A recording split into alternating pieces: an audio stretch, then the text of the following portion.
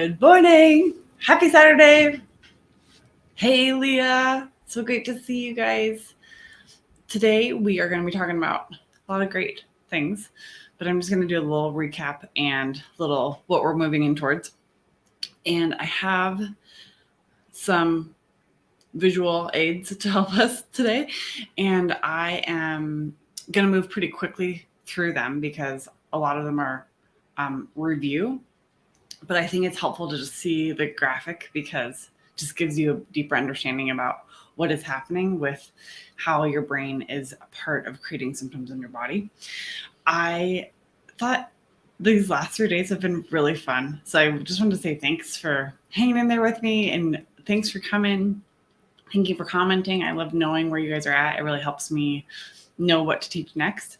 And I thought yesterday was in particular really fun, and I haven't really taught that in a public, like in a bigger space before, just more to people that I know are gonna get it. So thanks guys for going on that adventure with me, and I just loved it. I thought it was really fun. Okay, so today we're gonna be talking about the number one reason why you have anxiety, burnout, and pain, and why you can never fully heal. We need to know that so we can fix it, right?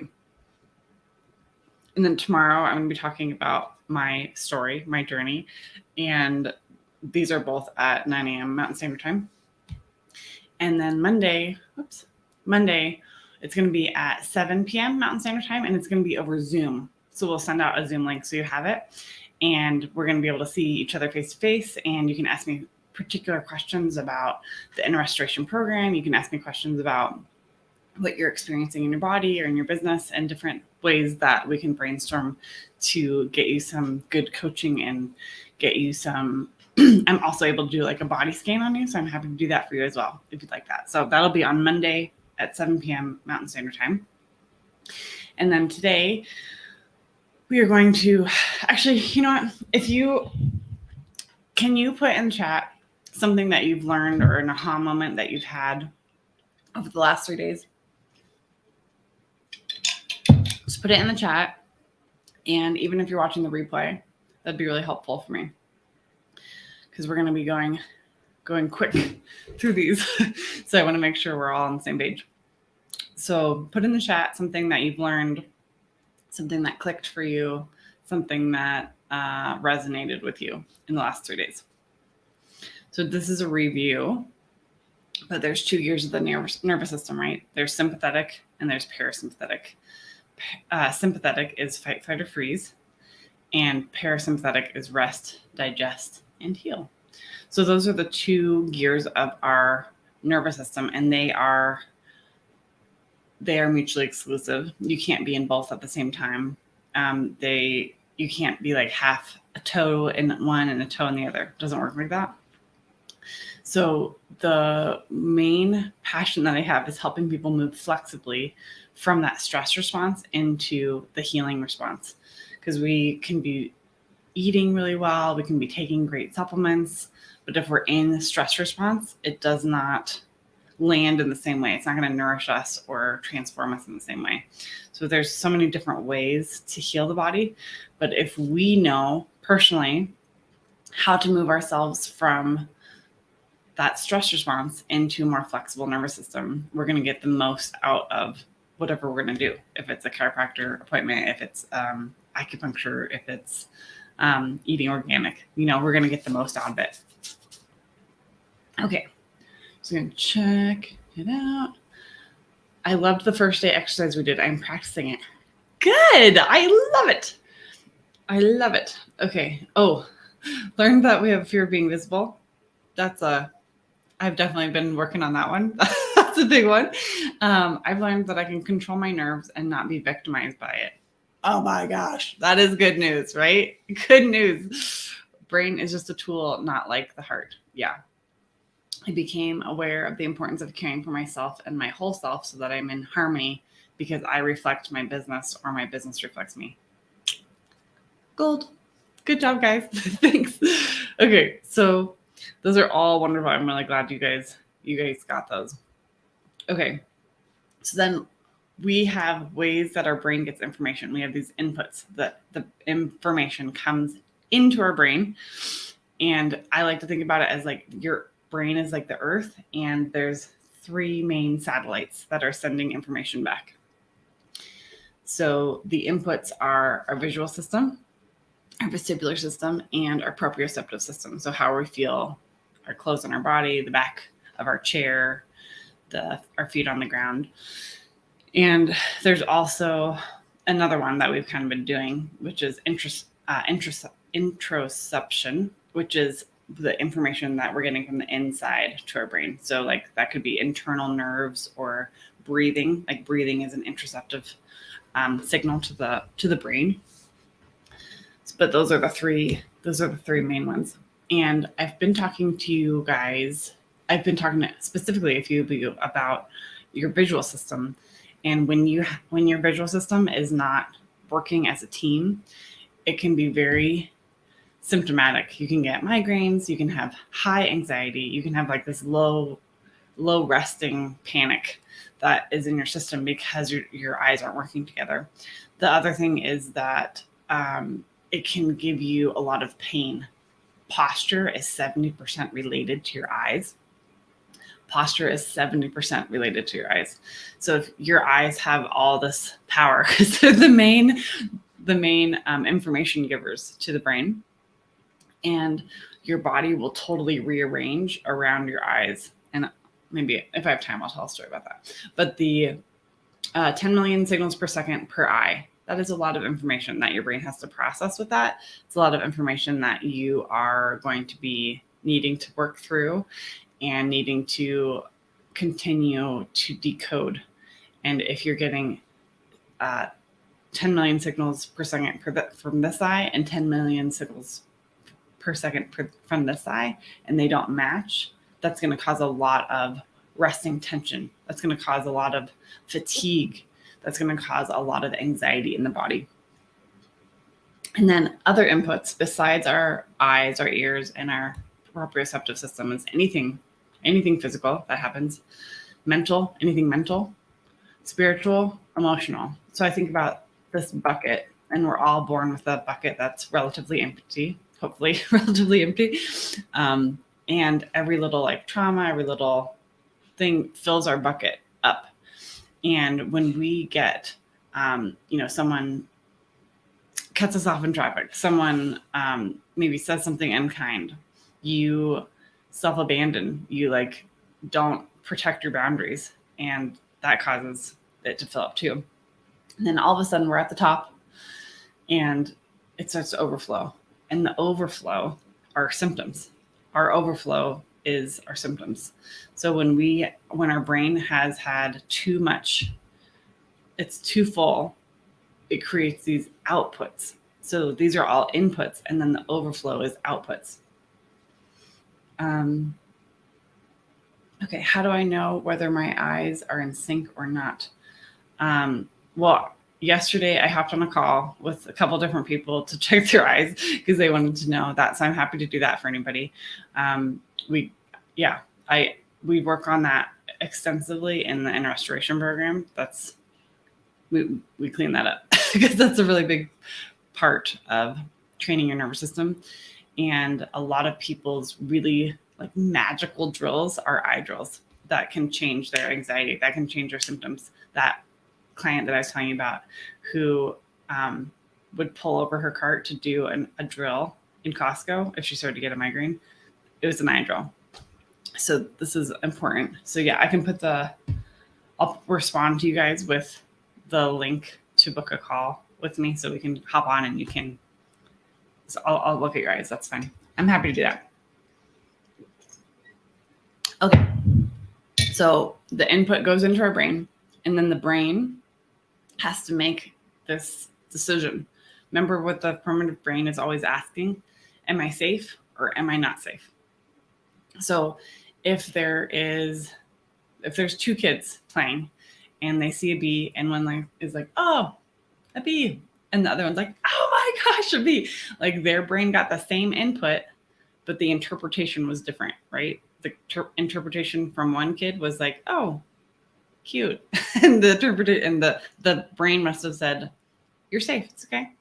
And the other kid the brain must have said, like, we got to get out of here. This is a threatening situation.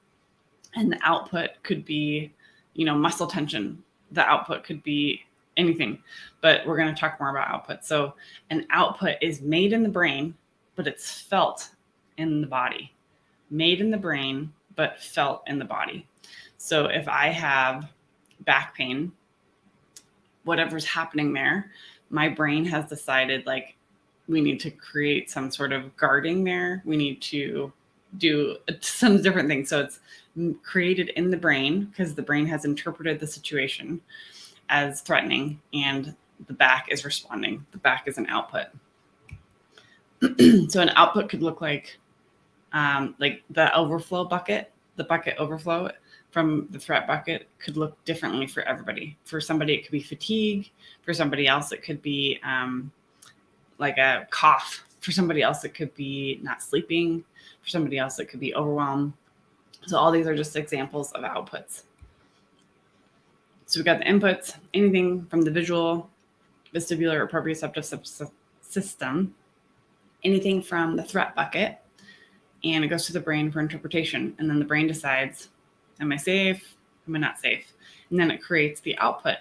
So put in the chat right now, like, what is a common output that you get? I get overwhelmed. I get muscle tension. And I used to get a lot of headaches, but I don't really anymore. That's pretty rare because my baseline of my nervous system keeps changing. And my body doesn't have to go down that 6-lane highway to headache. And I know if I do start to get one, I know, like, how to get out of it pretty quick. So what is when you get that output that you get constantly when you're in a stressful situation, like, what is that for you? Tight gut. Lack of concentration. Yes. Because when your primitive brain's in the driver's seat, you can't focus. This is the frontal lobe. The frontal lobe is responsible for, perception and judgment and executive functioning. So when your primitive brain is taking up all the oxygen, all the nutrients, like, this part of your brain doesn't work as well. You can't focus. Okay. And then other outputs could look like GI outputs. They could look like immune system outputs. They could look like pain. They could look like hormonal changes. There's a lot of people that have GI outputs. And I also work with a lot of people that have pain and immune system and hormone outputs. And they're often all connected. And they're often, they've often tried, like, everything else. They've tried so many different things to change them. And they can get discouraged. And so when I work with people that have chronic issues, or they've had them for a long time, we have to remember, like, we're coming at this at a different way. We're actually going to be doing something to change the input so that your brain has a different response and changes the output. So it's pretty cool to see people's symptoms just fall away. Actually, I worked with this client, Abby, and she had dizziness and migraines and nausea and, like, a lot of muscle tension, anxiety. She had a lot of anxiety also. So she did the program. She was feeling a lot better. But then like a month or two, no, it wasn't a month or two. It was like maybe like 9 months later, she sprained her ankle and she went to the acupuncturist to, like, see about her ankle. And she was filling out the intake forms, and she was noticing that there was all these boxes that she would have normally checked, like dizziness, migraines, and she was like, oh my gosh, I don't even have to check those boxes anymore. And that's like a part of the HOPE program, right? You have to elevate your identity, because she no longer had to identify with those symptoms, those check boxes.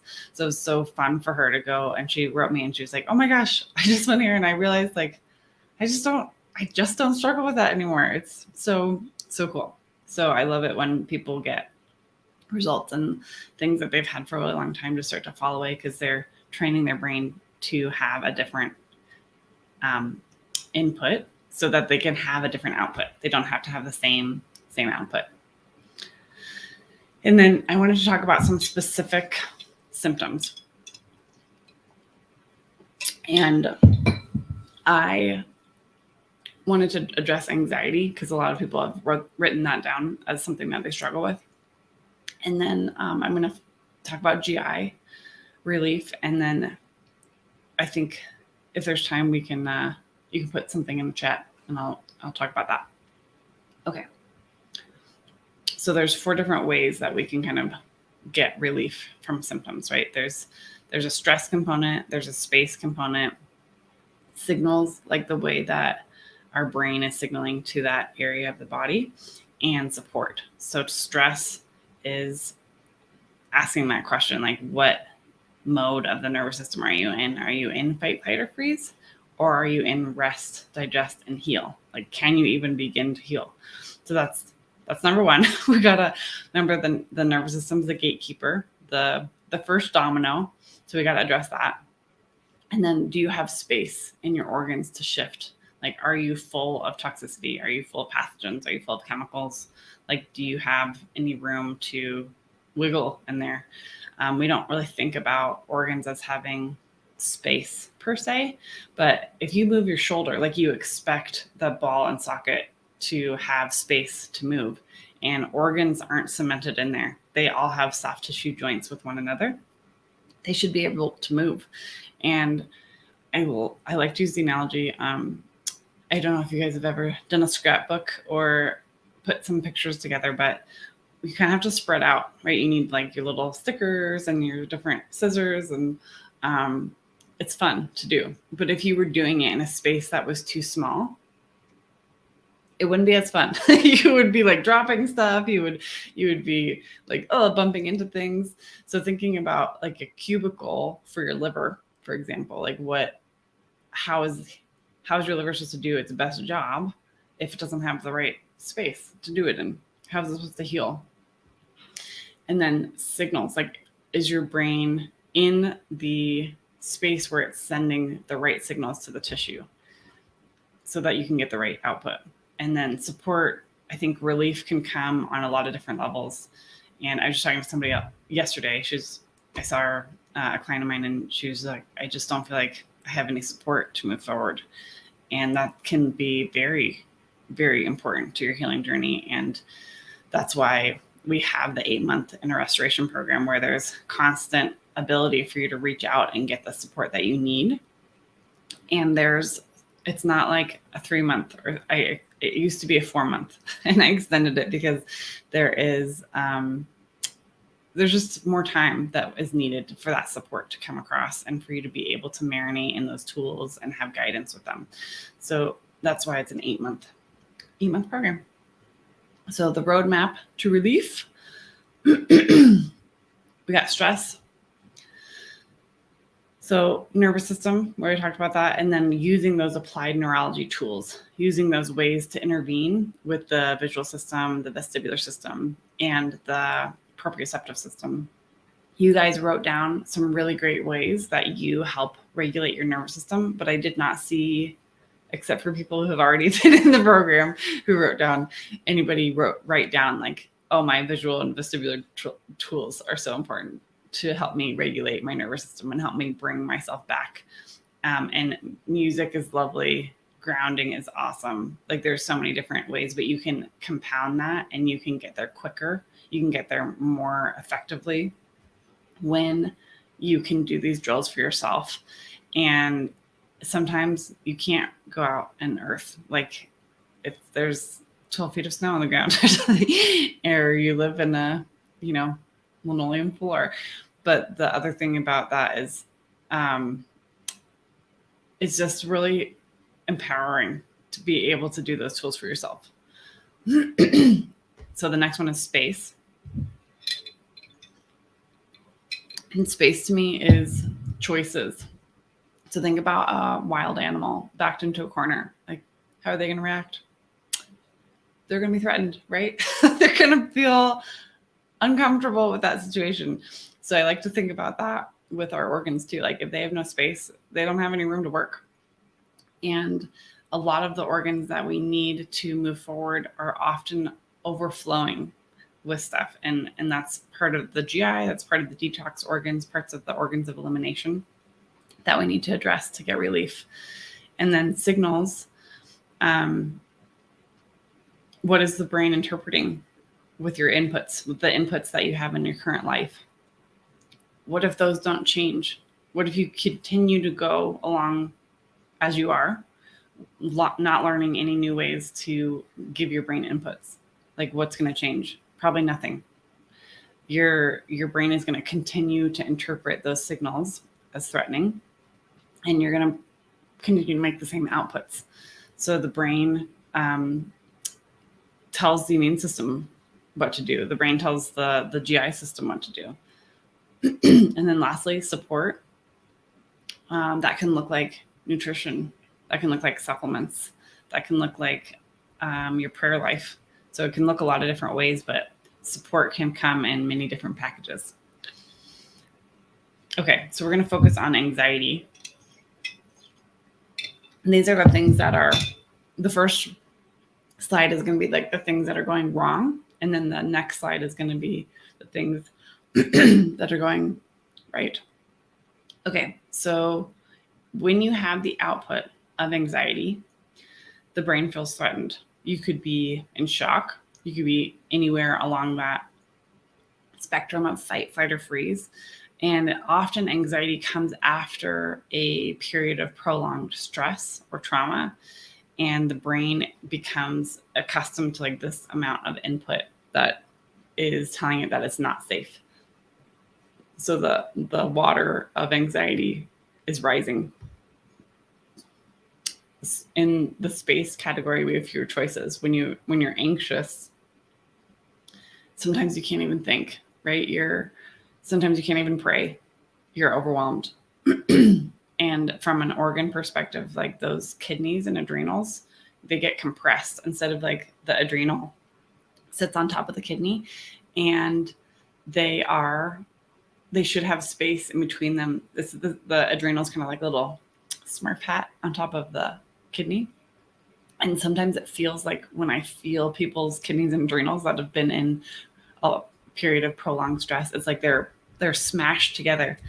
They have no space whatsoever. And when you have anxiety, your brain is telling your adrenals to create more stress hormones because it's like, oh my gosh, we got to get out of here. There's a tiger, there's a lion, there's a bear, we got to go. So we pump out those stress hormones like adrenaline, cortisol. And what happens with that is you deplete your human growth hormone.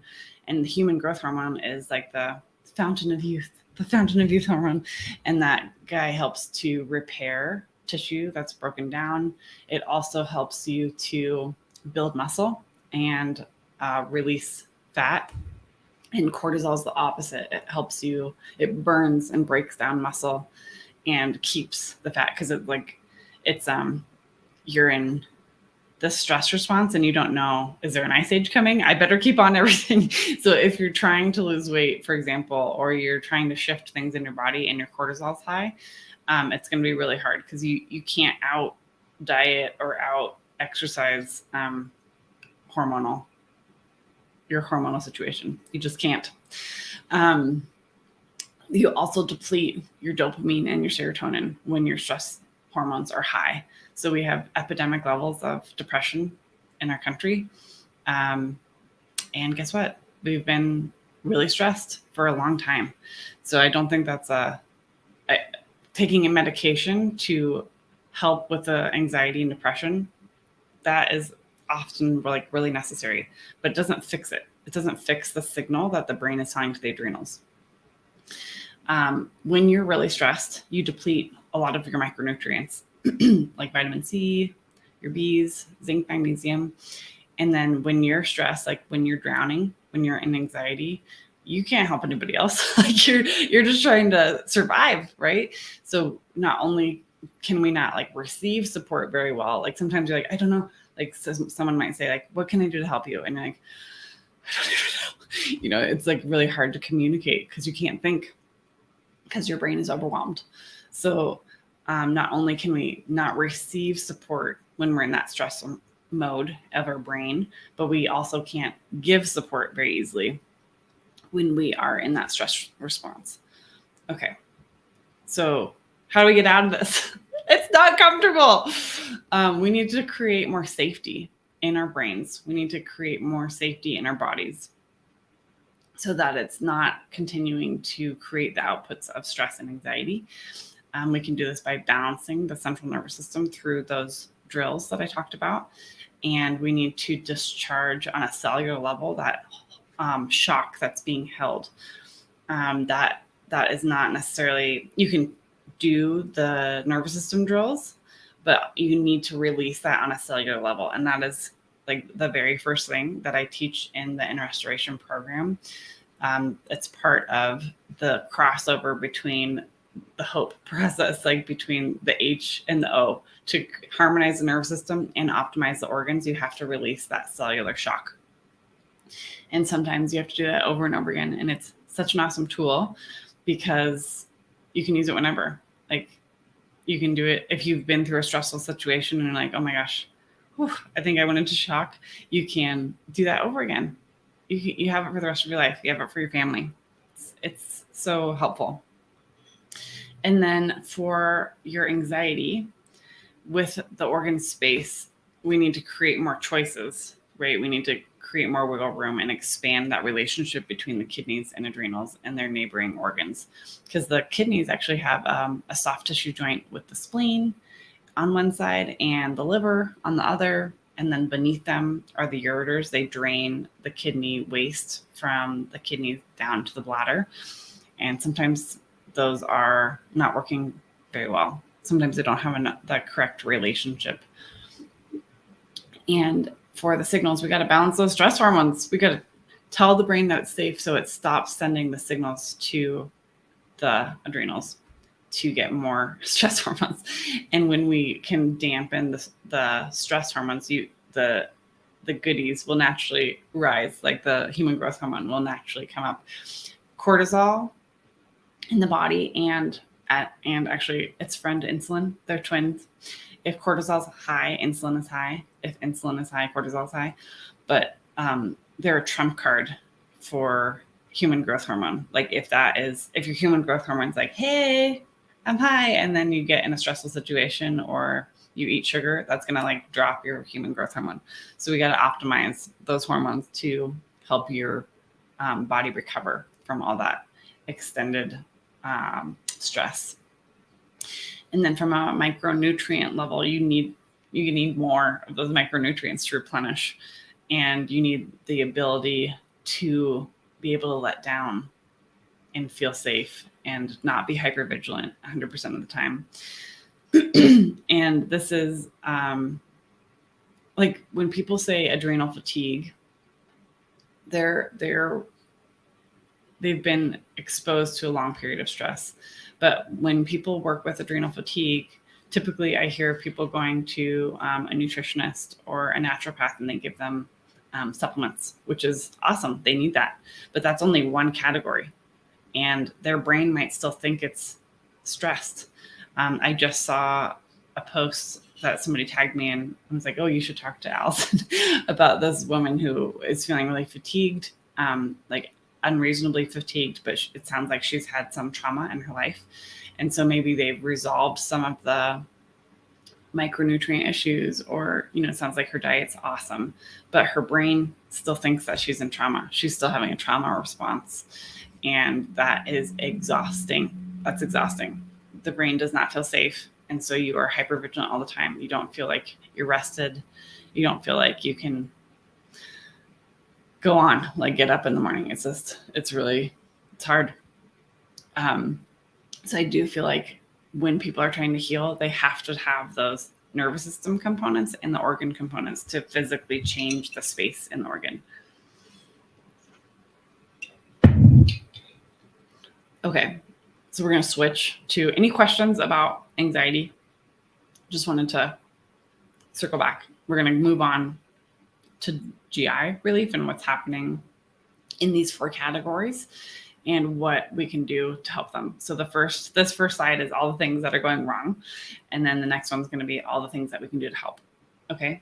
I feel like you're describing me. We got to work together. Okay. So stress, in the stress category for the GI symptoms, your brain feels threatened, and it's in sympathetic mode. It's in fight, flight, or freeze.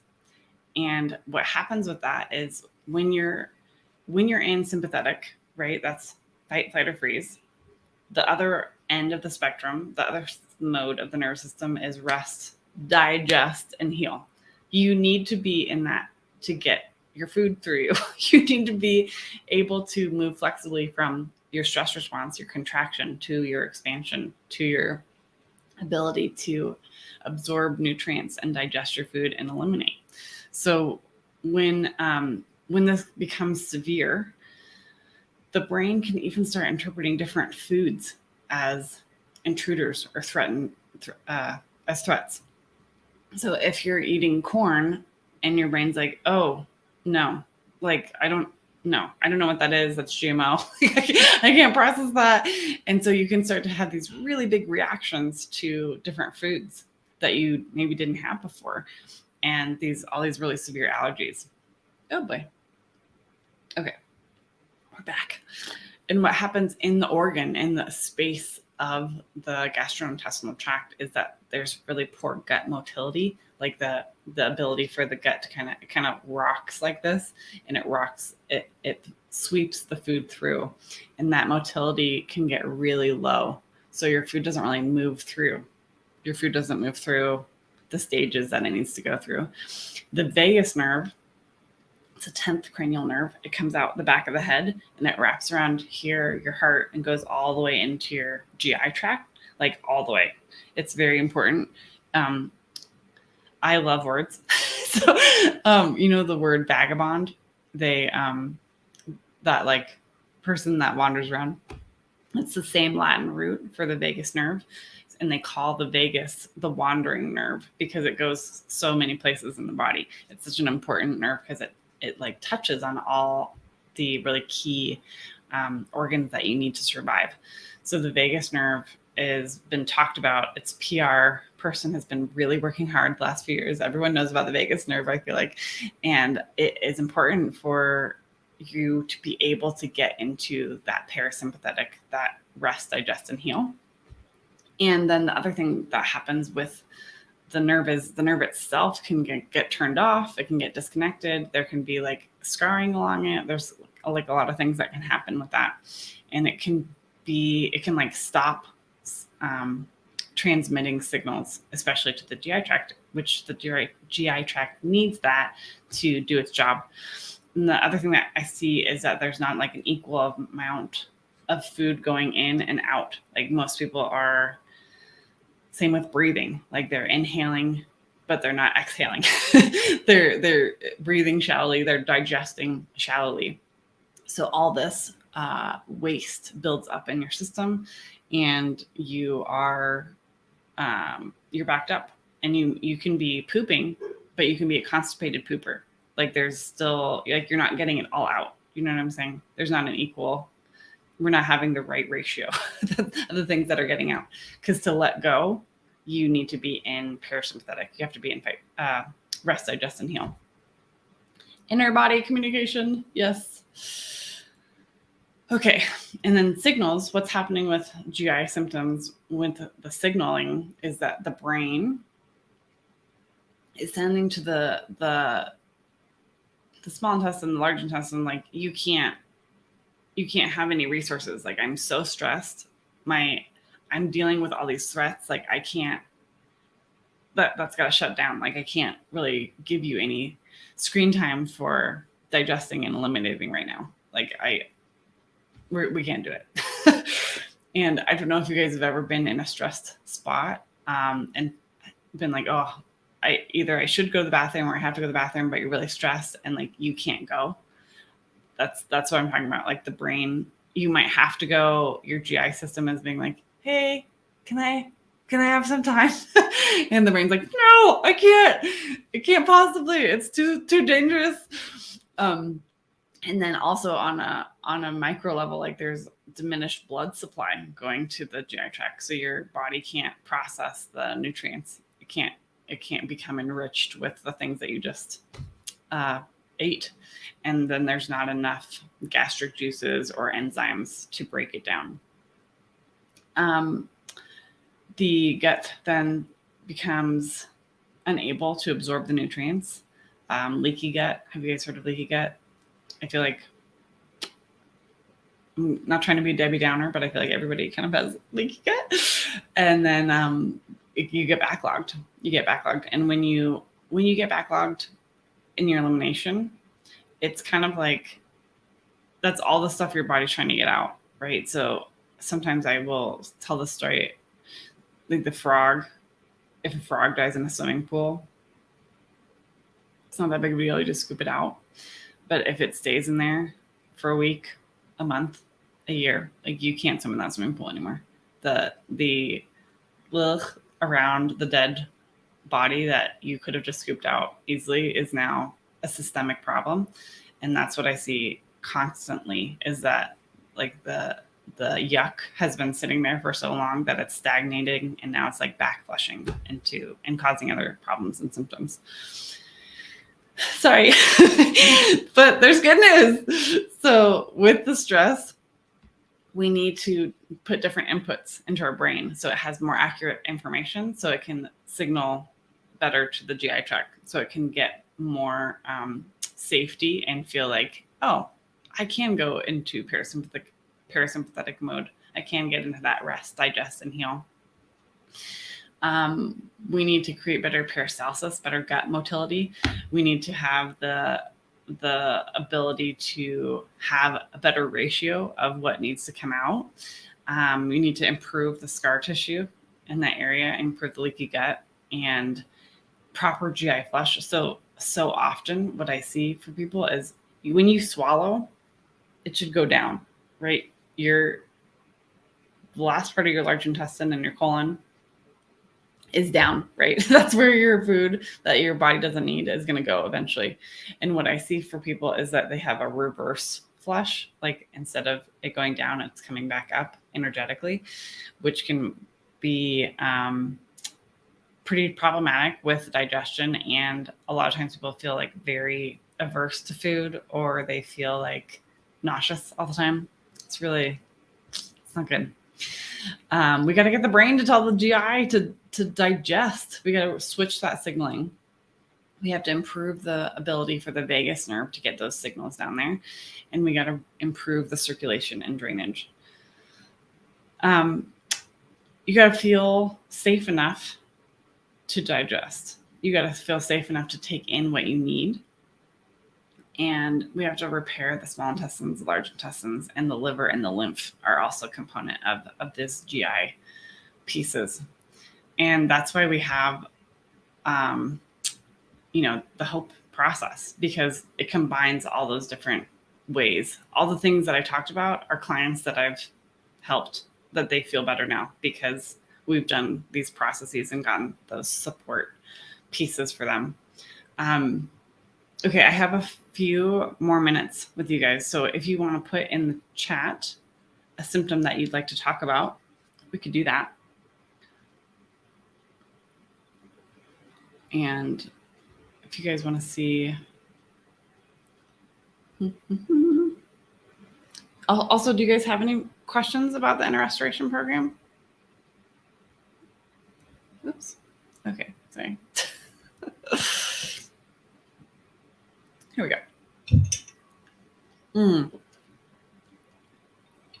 Bladder.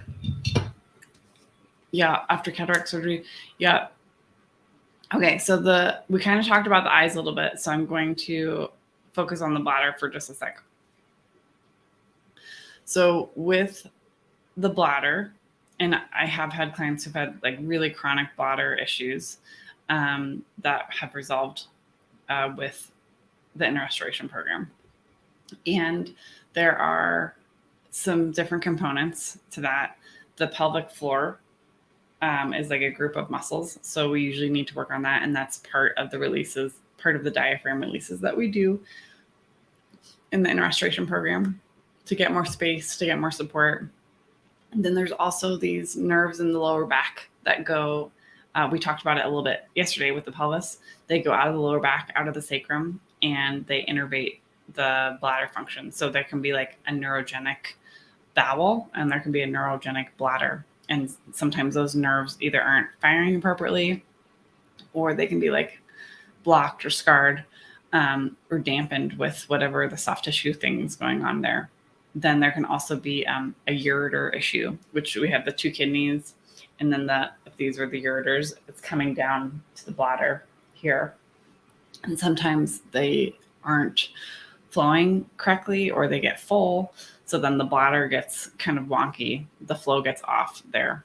And the bladder has really cool, this is like a nerdy anatomy moment, but the bladder has really cool epithelium. Like the cells are different than anywhere else in the body. It's called transitional epithelium, so that they can like expand and contract, right? When your bladder's full, you want the cells to be able to expand. And when it's smaller, you don't want to have like a big bladder just hanging out for no reason. So sometimes if you think about like a brick wall that's stretchy, like in between those little transitional epithelium cell walls, there can be old infection. And that's something that I see a lot. And it makes the bladder irritated and inflamed, and you have to pee a lot or you can't pee, or there's just like a lot of different components, a lot of ways that shows up for people. So that's, and then the relationship, sometimes the bladder is stuck on the uterus and the uterus is stuck on the sacrum. So when we do those organ releases and release the uterus, it can kind of start to give more space to the bladder and start to give more space to the sacrum. And those are where the nerves are coming out. So I don't know, is that making sense? I kind of went deep dive into anatomy there, but the bladder issues can be structural, they can be organ related, they can be infection related, they can be like space related. So all of those pieces are addressed in the restoration program. And that can simultaneously help with like bowel issues, low back issues, hip pain, all those kinds of things. Cool. Okay, gallbladder. Okay, cool. So we have gallbladder removed and a whole host of gut issues. Yeah, that's part of the gut stuff that we did. And the gallbladder, if you look at the gallbladder meridian, and what I've seen in a lot of people that have their gallbladder removed is their gallbladder meridian isn't moved. And so they can often deal with a lot of spasmodic like tightness in their body, and headaches, migraines also are kind of gallbladder related. And in Chinese medicine, when you deplete your adrenals and your kidneys, then you dip into your gallbladder, the gallbladder energy. So sometimes gallbladder issues are actually, if you go back to like that anxiety part, and the issues that we were having with the kidneys and adrenals and stress hormones, that is often like the precursor for gallbladder surgery, is that they've been stressed for too long. So they've dipped into the gallbladder and it's like, depleted the gallbladder now.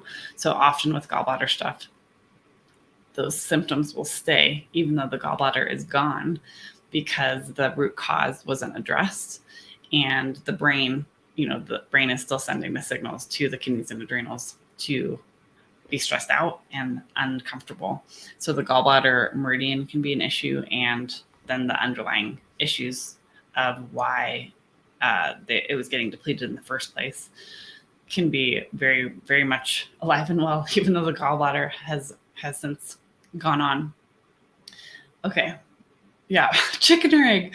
Exactly. Yeah.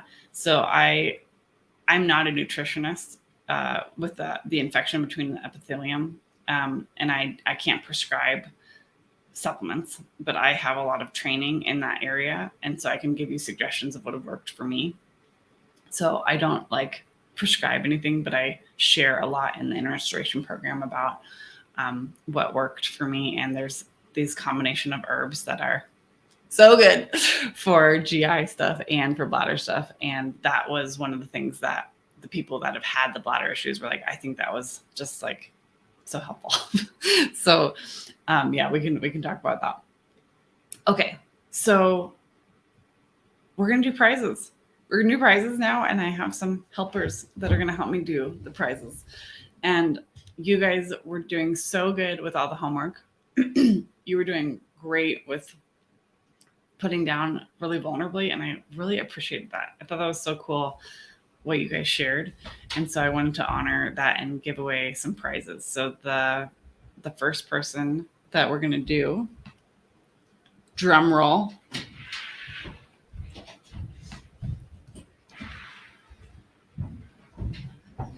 This is my son, my eldest son, Caden, and my daughter, Avonlea. How's it going? I think my littlest one was too scared. Do you want to see it? Oh, yeah. Okay, so the names are in the hat. Drum roll! Drum roll! Tori Nord! Woo! Yeah, Tori! Yeah! Awesome! Thanks for playing, you guys. That was fun. And thank you. I have to say, these two have been so helpful. I'm sorry. I have like weird proprioception. You guys, these two have been so helpful because we did not have childcare this week. And so my husband helps me out with so much of the tech, and these guys have been amazing with helping out around the house and doing extra things so I could do this for you. So I just want to say thank you to you. Thank you to you. Okay, you're released. Thank you. All right, guys, have a wonderful day. Tomorrow we're going to be talking about my story. And let me know if you have any questions. I'll go back in and put the link that we can have a call together if you want to talk about the program or want me to check out your eyes. I'm happy to do that for you. So have a wonderful rest of your Saturday, and I will talk to you soon.